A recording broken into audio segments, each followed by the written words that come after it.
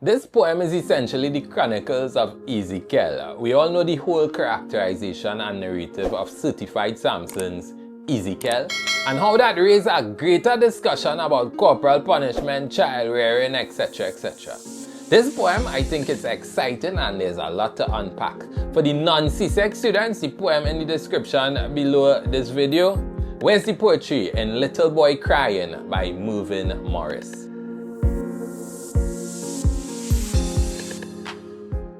First thing first, I big up with Caribbean treasures. Mervyn Morris is definitely one of them. Professor Emeritus, award-winning poet, Jamaican professor at the University of the West Indies, watch the Manuel Bad. So big respect to Mervyn Morris, and we look to do some justice to the poem, man. So remember, young CSEC Analysis, content, theme, technique, structure. That's how we keeping it focused here. That's how we go and sail through the poems. You know those things, you have a background on those things, you're answering any question, and you're on the right path to analyzing poetry. Content, what the poem is about. Themes, what universal ideas come out of said content. Techniques, we're looking at the literary devices, simile, metaphor. Even if you think a full stop has a particular purpose or run-on lines, whatever the technique is, you talk about the effectiveness of it, the structure, the shape of the poem. Right? That one a little advanced, but even if you know the basics, you could get some extra marks in the CSEC questions, right? The key thing is to understand that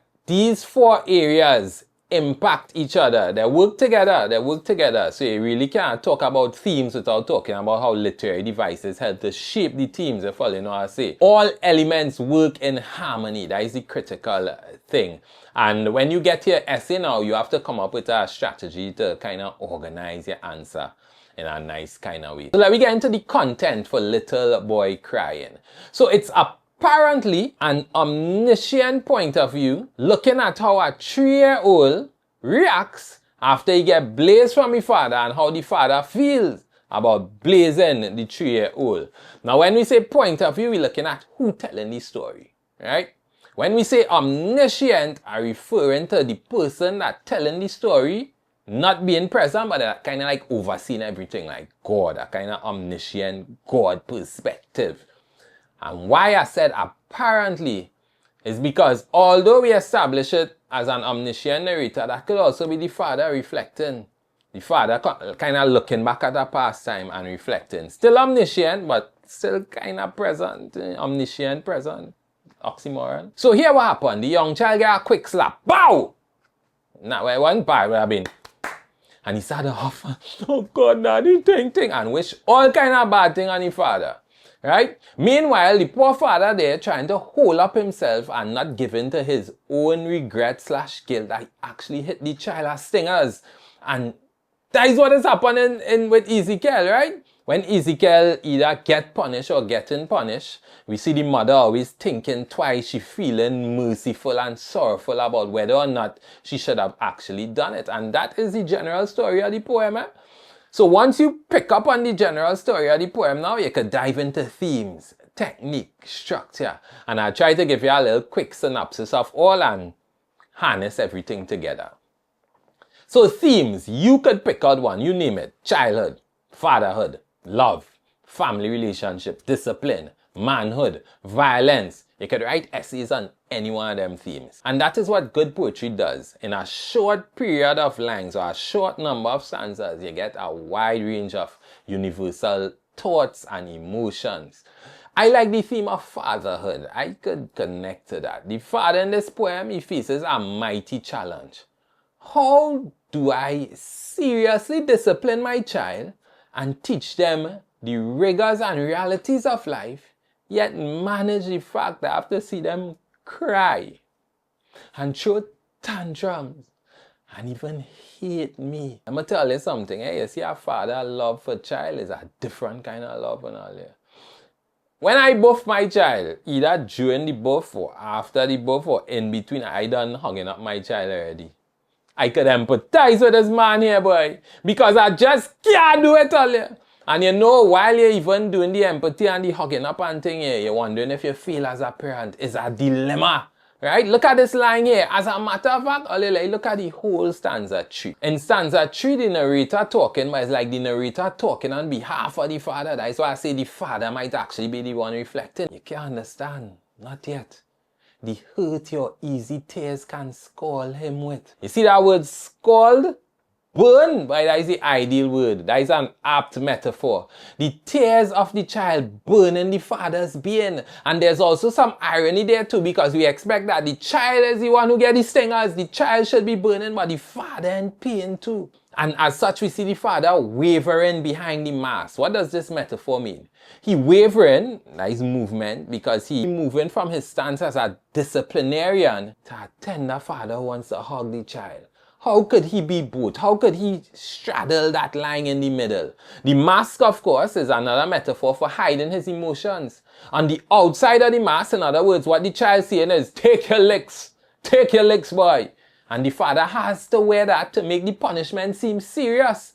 But on the inside of the mask, the heart of the father in pain and sorrow. The narrator goes on to say, this fierce man longs to lift you. Curb your sadness with piggyback or bullfight, anything to make you happy, boy. You see that paradox there? Of a fierce man longing to provide a gentle, nurturing comfort. Yes, I wanna lift you up, No, not merely the person, the father in the poem. He just want to move past this moment back to happiness. We see in the real human / humane side of the father, the real love. Now you might also say that kind of ironic. The fact that there must be licks in love, that whole argument of licks in love is a whole dilemma, a set of ironies exist in it anyway. Some theorists will even say that when you beat children, especially girl children, you train them to take licks from a man and all kind of thing. These arguments exist. And now you have to find the evidence in the poem to back whichever side of the argument you are on. And you all could tell me in the comments which side of this argument you all land on. Be them or leave them. At the end of this stanza, there's a strong volta. Remember, the volta is the change in emotion, thought narrative. When the father jump back to himself and say, but dare not ruin the lesson you should learn.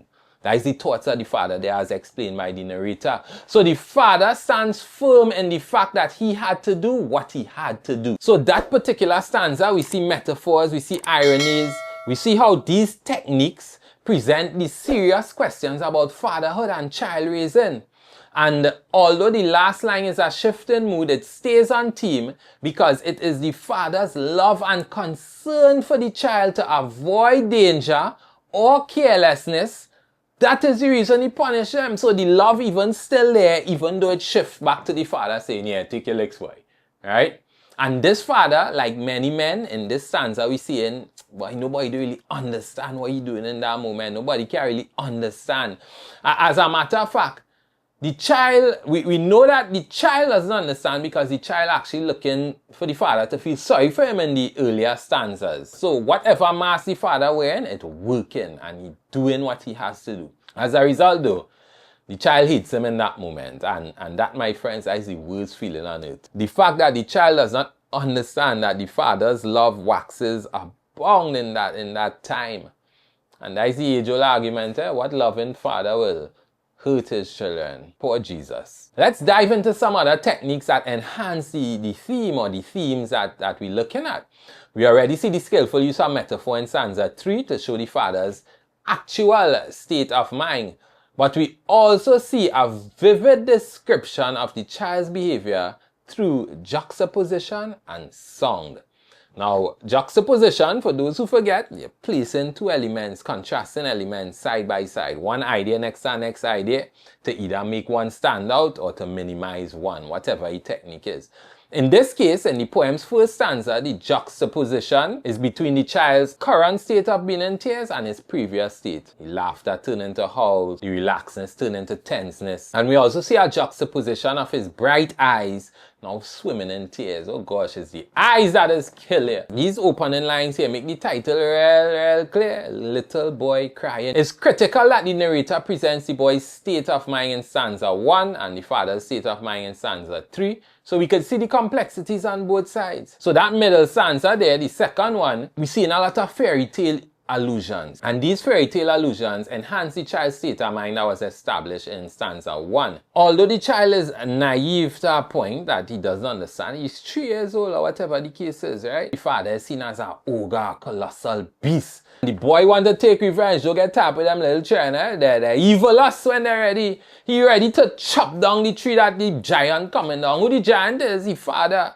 That is a Jack and the Beanstalk allusion. If he chop that tree, the giant go fall down and dead. You go kill your father, boy, youth man, boy, you're wicked. But all this could be connected, of course, to the boy's lack of understanding. Remember, we say he ain't seen the father love. He can't see that as a youth. He can't see that, so he could only respond based on the tantrum.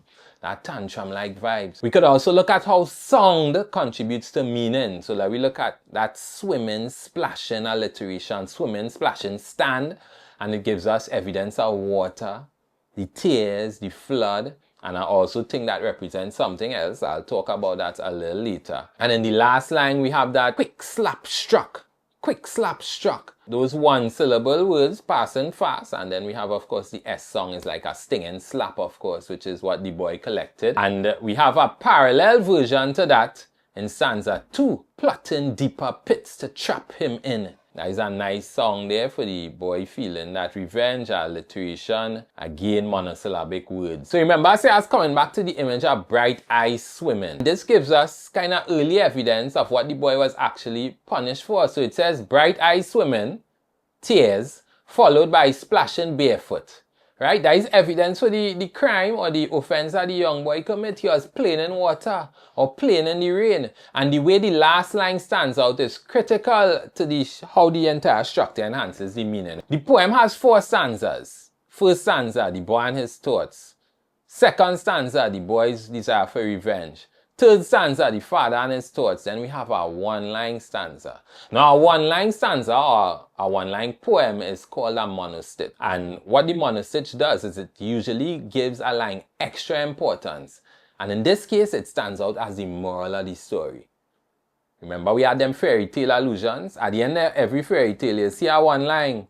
Never do so and so. As the lesson, when you're reading them Aesop fables and them kind of thing from a long time, you see it there. So the lesson is standing out. And you could think of that in a kind of way like, alright, you huff, you puff, you cry, I get vexed, I think. At the end of the day, don't make a plaything out of the rain. The father has achieved his purpose. And you somehow get the idea that the son will be better off it, as he'll avoid sickness and ringworm and that kind of thing. So the quick slap was probably necessary to the overall lesson as transcribed in the monostich of the poem. But you could let me know all you think in the comments about licks and all them kind of thing. This is a great poem. It hits a wide range of themes, yet it's very accessible and relatable to fathers and anybody who had to go through disciplining children that they absolutely love and want to spoil whole day. I love this poem.